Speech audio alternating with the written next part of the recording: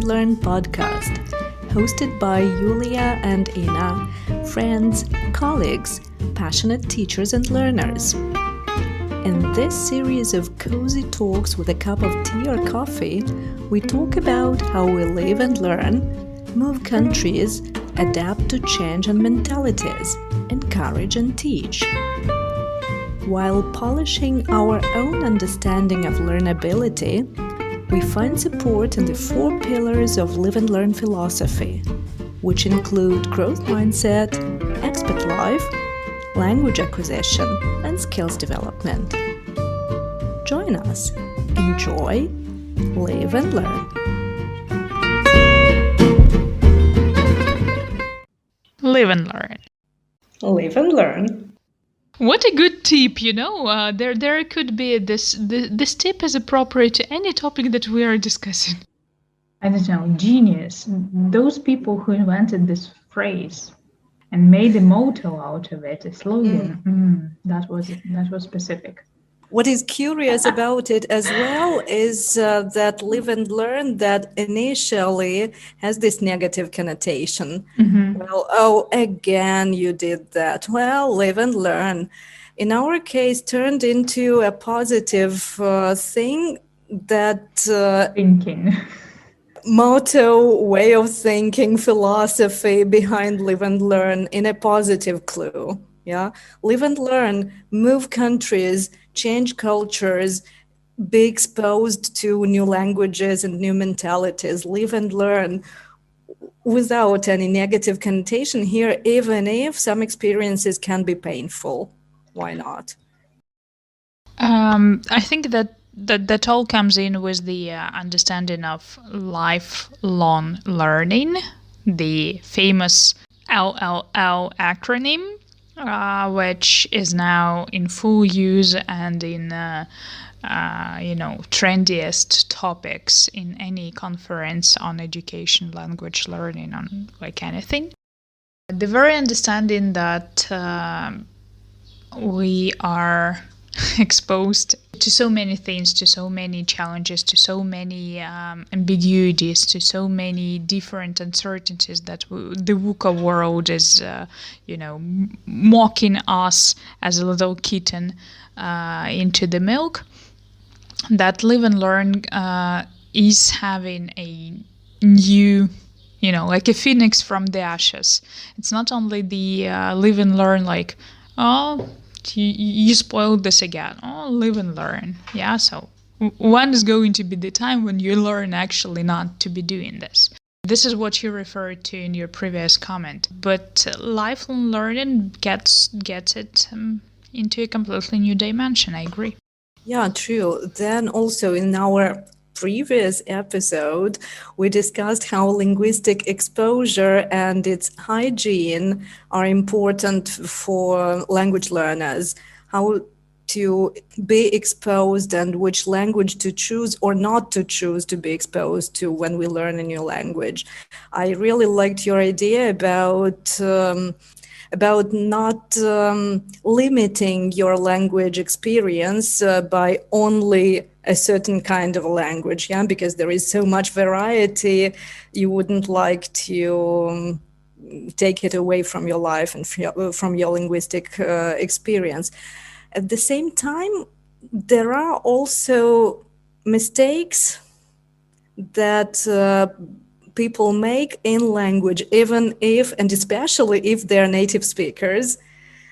Do you want to discuss what kind of mistakes there can be and how to avoid making them as a language learner, just repeating or copying the language that we hear out there? Repeating and copying, this is the big discussion, the big debate that we're having, the semantics and the meaning behind the phrase when we're putting the words into a sensible utterance, which makes sense, right? Into a meaningful utterance, while the parents actually don't. Even if I say flowers, yellow, table, great, these words do not mean anything by themselves up until the moment that they are connected into a sentence.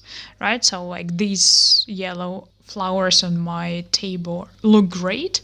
This suddenly gets the meaning. It gets out of all the possible meanings for flowers, it gets like these flowers, these yellow flowers that are on my table, and these specific ones right now, they look great. Therefore, you can have the understanding whether or not the sentence is true or false already. So it can be evaluated as true or false only when it becomes a sentence. However, if you teach your parrot the very same thing, saying the same sentence, it will not have the meaning because there is no attributing meaning to each of those words by itself. So this is just copying the phrase. So I'm afraid that what we are doing with as a humanity, with what we are doing with AI, is still on the same level of trying to give a pattern, and then this pattern is reproduced, okay, with huge data, with big data, with a lot of different things. But in the very primitive meaning, what I say is that it's still copy-paste.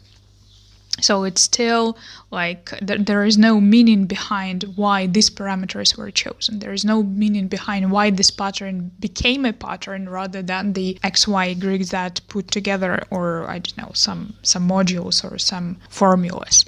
So there is no way of writing a formula or pattern or giving the sense how the parameters correlate. No, anyway, what you're saying with the examples of Parrot or AI very much applies to this topic. And what else comes to my mind is how kids learn a language, be it the first language or the second language. I had an episode during my lesson with a young learner who we played games with during a lesson.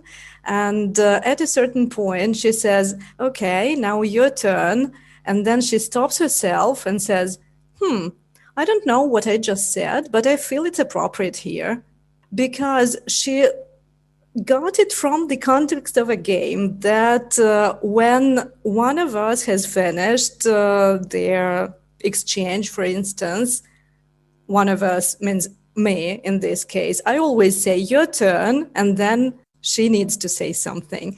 And then when we exchange roles, she feels, okay, now your turn. I don't know what it means, but I feel it's appropriate. And it's not just copying without understanding, it's copying, repeating what I had continuously been saying in a certain situation because she got the context. And this is specifically why she is able to attribute this specific phrase to this specific context in this specific time. So this is what makes the social thinking, the social being able to not only to read and understand or to read and recognize, but also to apply into a specific context which you just described. But then imagine if a phrase that a person gets in this way, with the help of social skills and language skills, is wrong or contains a mistake. And in this case, I don't mean mistaken meaning, like not these yellow flowers, but these purple flowers, while they really are yellow, but a language mistake, a linguistic error, like if these tasty flowers or these flower, which can happen when people talk spontaneously, again, out there, the native speakers, as native speakers of our languages, will also commit lots of language errors, and not because we don't know how to say correctly, just because for any reason. Then there is this trap of a learner to copy or to repeat what native speakers say. As teachers, we also often hear that, but native speakers use this. But I've heard a native speaker say that, which is not correct. But native speakers can say that, and you can deny that as a teacher. You can also just pay attention to those things, draw a student's attention to how language can be varied, how democratization of the language works and so on, what you are an expert in, obviously. And still, as a learner, again, to repeat that, as a naive learner of a language, we can be easily trapped here. I hear a phrase, I repeat it, and then it turns out it's wrong. To err is human. The question is, when am I, as a native speaker, make specific mistake when I want to highlight, when I want to make a satire, an irony, when I want to mock somebody's formulation, when I want to make a reference to a film, for example, or when I want to play with the language. So this is, again, thank you for reminding me about the democratization. These are all the things that deviate from the standard, but still are a fantastic way of expressing the variety of the language, but also playing with the language, being at ease with language, not being restricted by language rules and standards and so on. So these are interesting cases that were at focus when, for example, are transcribed from another language, transcribed in a kind of weird way. And that, as a native speaker, you understand that, for example, it is transcribed without spaces, or it is transcribed in a specific format, to refer to something else, or to refer to somebody's talk, or to make a game, a pun, a mock, to make all the things. To me, this is a pure pleasure to dive into these ideas, into these phrases on each level, starting with how do we add parts of the word to formulate something in this way, or how do we, on the lexical language or syntactical and phraseological level. So this is all just an exciting thing to me. My thinking about mistakes is that first there is the psychological thing of it. The very first thing that I want to know is learning a language that I don't want to be punished for it. The psychological thing of making a mistake and being scared of it, that's it. The learning will stop here, will be traumatic here already. So being punished, being traumatized, psychologically, of course. If we take a secure and safe environment where it's okay to make mistake, it's great to make mistake and learn from mistake. So this is where the learning happens. If we take this as a given, we are learning in a safe, secure environment, guided by a professional teacher, then of course mistakes in learning would be seen as a way to learn deeper, to dive deeper into this specific way, so just like a guidance.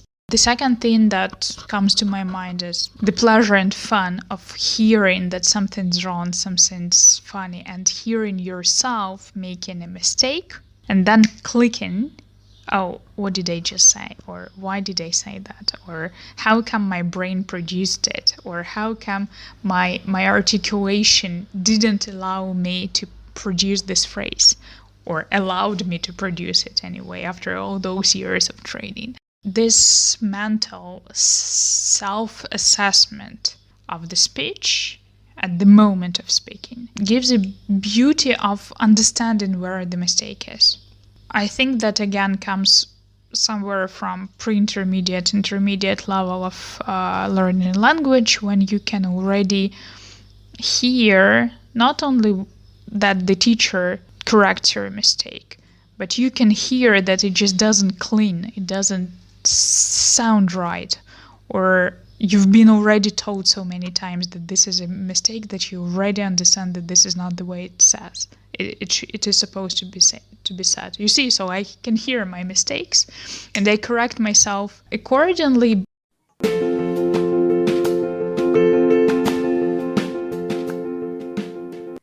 There are also those growth errors, not only in learners of a foreign language, but also in native speakers in child development. And I like to bring this in my lessons when students don't feel very much at ease making mistakes. Then I give this as an example, comforting them really, and it is comforting. The experiments showed that in child development, in native speakers of English, for instance, before the age of 3, kids use irregular verbs correctly 100% of the times. It's okay because they just repeat after their parents, and they said, Dad went to work and came back early. When they are around 4 or 5 years old, kids finally get the point of how regular verbs work in the past.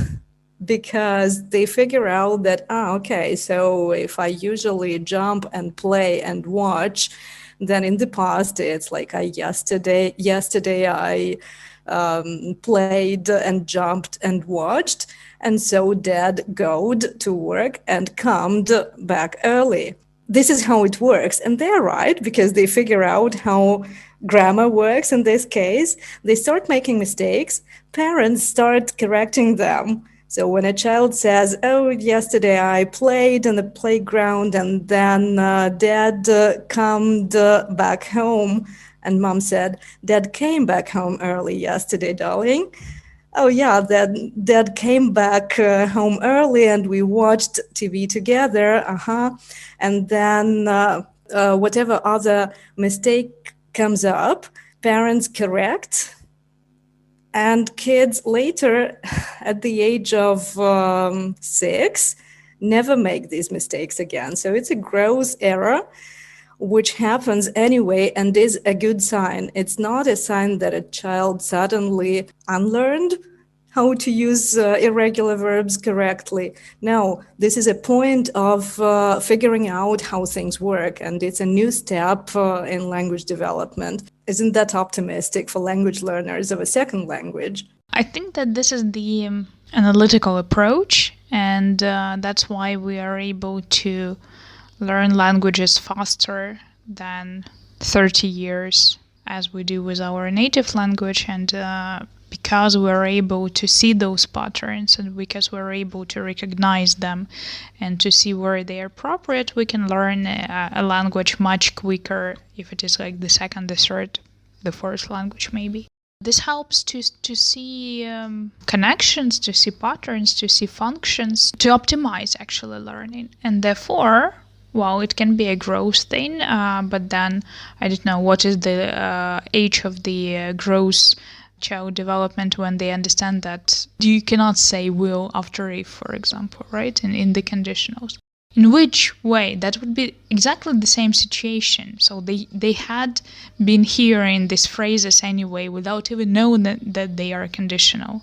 But when they learn in school that there is even such a thing as a conditional sentence, the thing is that being able to see the patterns and grammaticalization of those patterns in the first place gives the opportunity to separate things, to categorize them, to apply them, and to evaluate them according to at least some rule. Of course, there are deviations and exceptions, and one of the funniest jokes that my English teacher told was that, but this is English.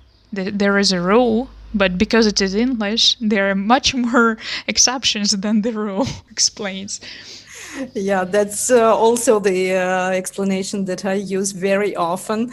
When there is an explanation that is applicable to this or that case, I give an explanation if there is or if I know it. If there isn't, I just use it as fun and say, well, okay, and now you know the answer. Why is that so? And now my students say, probably because it's English. We just have fun. We were enumerating how the mistakes can be seen, treated, and I don't know what evaluated. So we mentioned the psychological part, huge, big part of what then becomes the psychotherapy and coaching. to deal with those scares and fears and early experiences. There is an opportunity to learn from them, and there is an opportunity to play with them and to express specific irony, anecdotes, jokes, and puns through making mistakes specifically, like intentionally. Another aspect is, for instance, what I am continuously experiencing in Italy. As I reach the level when I speak Italian, excuse my modesty, better than most of my Italian friends who are native speakers. And it brings to these hilarious situations in which someone says a phrase or a sentence with a mistake. I tend to correct because I want to boast of my better knowledge of Italian, even if I am not a native speaker. And then the most frequent reaction that I get is, yeah, of course, you went to university. We didn't. So native speakers making fun of me speaking Italian better than them from the grammatical point of view. And having fun, mocking me, saying, well, of course, you went to university, sure.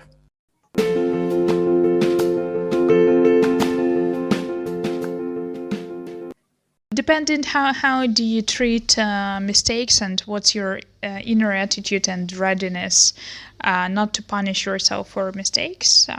What's your personal skill of hearing your own mistakes, the self-awareness level, as we always talk, then you will have an opportunity to control them as well. The self-control level comes only after the self-awareness level. Then when you control what you're saying, either you're making a challenge to yourself and making an effort to correct them, or if it's not required or not necessary, you most probably don't. You just relax and let it go and live and learn. The thing with the mistakes is that accepting that there is a room for growth, there is a room for improvement, and there is a room for making effort is an opportunity to live and learn. Live and learn. Live and learn.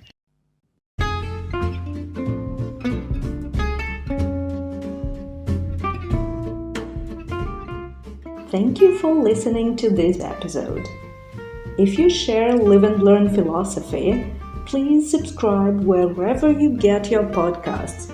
Follow us on all the major social media, comment, and spread the word about this podcast so that more people could get their weekly portion of growth mindset content. Live and learn.